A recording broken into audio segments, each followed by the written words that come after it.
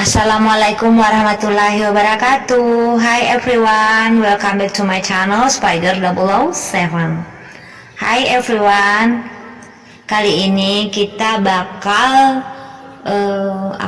berdiskusi atau kita bakal ngebahas tentang 8 pintu rezeki yang tertulis dalam Al-Quran. Jadi kalau teman-teman udah pernah baca atau sudah tahu semuanya tentang hal yang akan aku bahas ini, bisa komen di kolom komentar ya teman-teman. Jadi kita bisa saling berbagi pengetahuan. Oke guys, sebelum aku lanjut videonya, jangan lupa untuk jadi member di channel Spider 007 karena ada banyak banget giveaway. Yang spesial itu adalah giveaway sebesar 50 juta rupiah jika kalian menjadi member di channel Spider 007. Jadi caranya itu gampang banget. Kalian hanya like, share, subscribe, dan kalian bisa share sebanyak-banyaknya. Jadi di database itu Anda terbaca jika Anda selalu aktif di channel kami.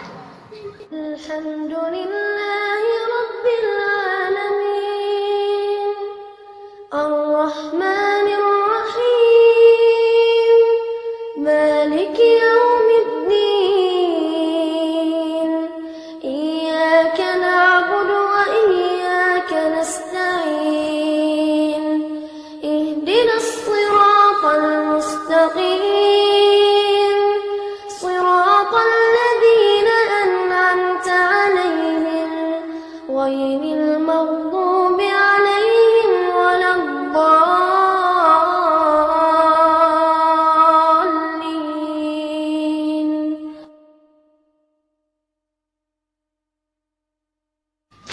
Jadi beautiful people, kalau ada yang masih belum jelas apa sih yang dimaksud dengan pintu rezeki itu, apakah benar pintu rezeki itu ada 8 pintu?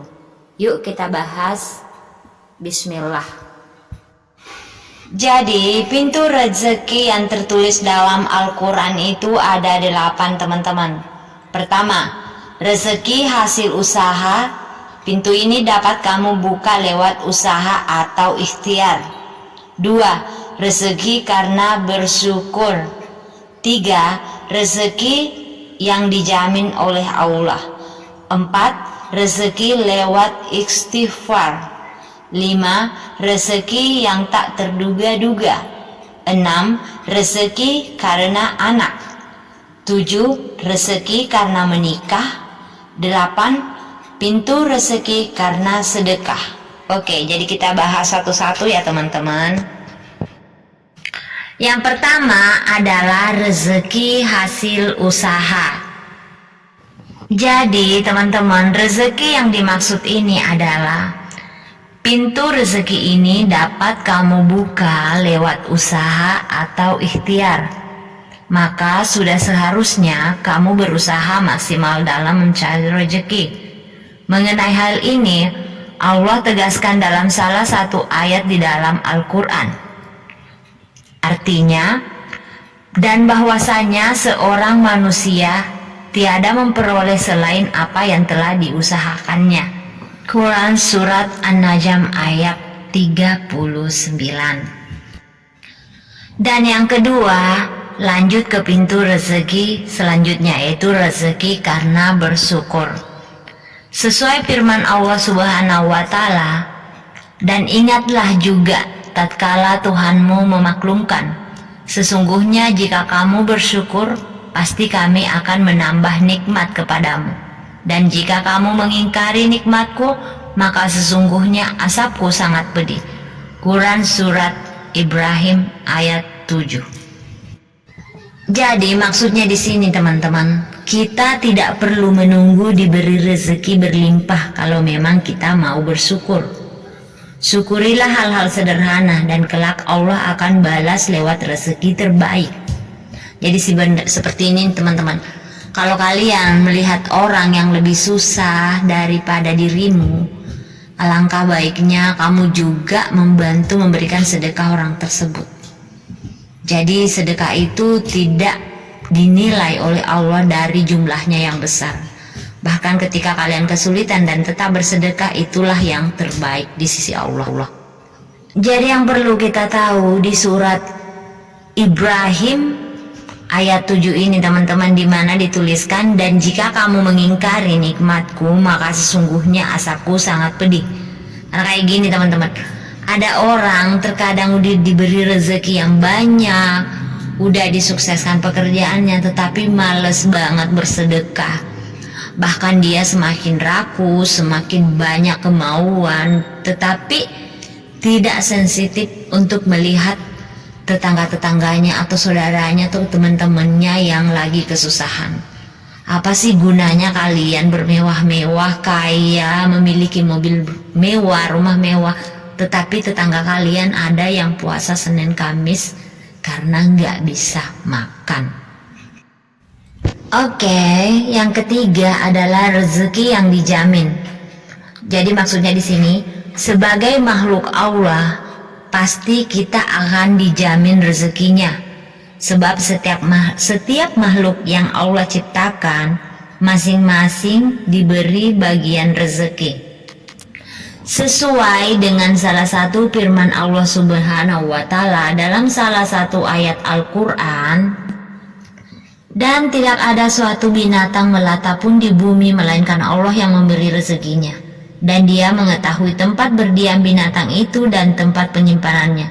Semuanya tertulis dalam kitab yang nyata, Lauh Mahfuz, Quran surat Hud ayat 6. Jadi sudah dipastikan jika semua makhluk di bumi ini ada rezekinya guys. Jadi tidak mungkin seorang manusia yang telah bekerja keras, berusaha tidak memiliki rezeki. Karena binatang pun yang tidak bisa memiliki usaha, tidak mempunyai pekerjaan, tetap mendapatkan rezeki. Yang keempat adalah rezeki lewat istighfar. Kalian ingin diberi kemudahan dalam mencari rezeki? Istighfar. Cara ini adalah langkah terbaik untuk mengetuk pintu rezeki dari Allah dan sesuai ajaran Al-Quran. Seperti dalam surat berikut, maka aku katakan kepada mereka, mohonlah ampun kepada Tuhanmu, sesungguhnya Dia adalah Maha Pengampun. Niscaya Dia akan mengirimkan hujan kepadamu dengan lebat dan membanyakkan harta dan anak-anakmu, dan mengadakan untukmu kebun-kebun dan mengadakan pula di dalamnya untukmu sungai-sungai. Quran surat Nuh ayat 10-12. Jadi everyone, ketika kita ingin rezeki kita dilancarkan, jadi jangan lupa beristighfar setiap harinya. Dan yang kelima adalah rezeki yang tak terduga. Maha baiknya Allah, rezeki pun Ia janjikan lewat hal-hal tak terduga. Jadi ibaratnya kita itu disurprise oleh Allah. Jadi ingat, bukan di prank ya, tetapi disurprise oleh Allah dengan rezeki yang tak terduga.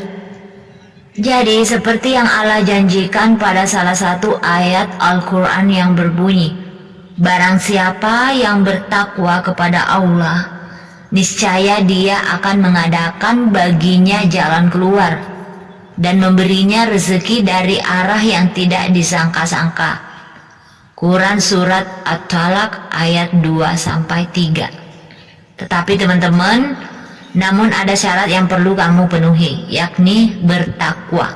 Maka Allah siapkan rezeki yang tak terduga. Kalau kalian tidak bertakwa kepada Allah Subhanahu wa Ta'ala, bagaimana rezeki kamu itu akan datang.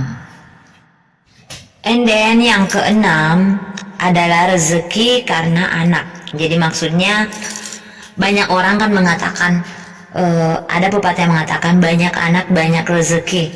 Mungkin saja bersandar pada salah satu firman Allah Subhanahu wa Ta'ala.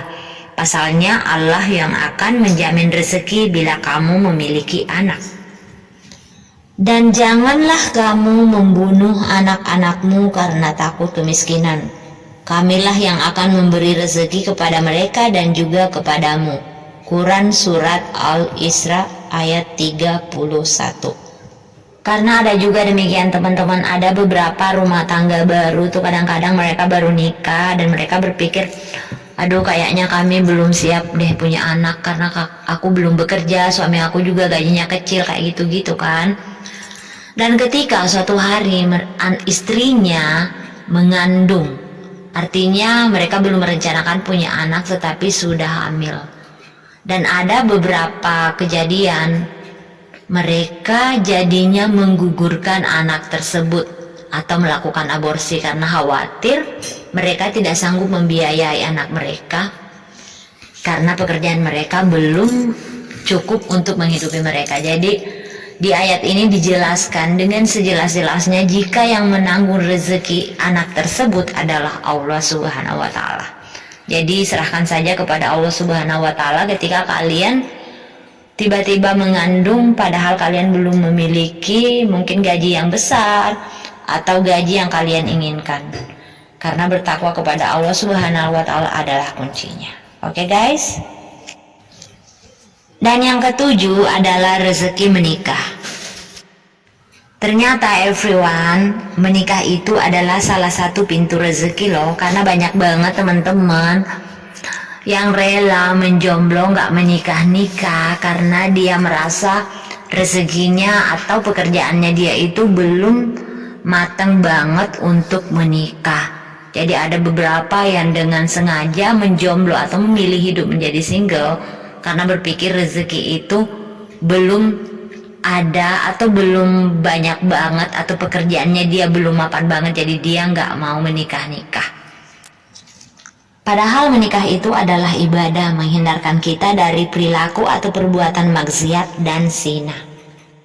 Seperti yang tertulis dalam Quran surat An-Nur ayat 32. Dan kawinkanlah orang-orang yang sendirian di antara kamu dan orang-orang yang layak menikah dari hamba-hamba sahayamu yang lelaki dan hamba-hamba sahayamu yang perempuan. Jika mereka miskin, Allah akan menampakkan mereka dengan karunia-Nya, dan Allah maha luas pemberiannya lagi maha mengetahui. Quran surat An-Nur ayat 32. Dan yang kedelapan adalah pintu rezeki karena sedekah. Jadi teman-teman, inilah pintu rezeki yang sangat ampuh dan sudah teruji oleh banyak orang. Ya, sedekah mampu membawa ketenangan dan kecukupan rezeki. Alih-alih membuat kurang dan miskin, dengan sedekah kamu akan merasa selalu cukup. Hal ini pun Allah firmankan dalam ayat Al-Quran. Siapakah yang mau memberi pinjaman kepada Allah, pinjaman yang baik, menafkahkan hartanya di jalan Allah, maka Allah akan melipat gandakan pembayaran kepadanya dengan melipat gandakan yang banyak. Dan Allah menyempitkan dan melapangkan rezeki, dan kepadanya lah kamu dikembalikan. Quran surat Al-Baqarah ayat 245. Jadi yang dimaksud pinjaman kepada Allah ini bukan seperti kalian meminjamkan uang kepada teman kalian atau keluarga kalian. Jadi yang dimaksud ayat ini adalah bagaimana ketakwaan kalian kepada Allah Subhanahu wa taala ketika kalian memberi sedekah kepada orang lain. Itu adalah hal yang dimaksud pinjaman kepada Allah. Karena ini adalah bukti atau wujud ketakwaan seorang manusia kepada Allah Subhanahu wa taala melalui sedekahnya. Oke teman-teman, itulah tadi 8 pintu rezeki yang Allah janjikan. Sudah disinggung di muka kalau rezeki tak melulu harta. Kesehatan dan kebahagiaan pun termasuk ke dalam rezeki yang tak dapat semua orang rasakan. Tugas umat manusia hanyalah mengetuk pintu-pintu rezeki itu dan berharap rezeki yang didapat berkah atau menjadi berkah. Semoga bermanfaat. Terima kasih. Sallallahu ala Muhammad.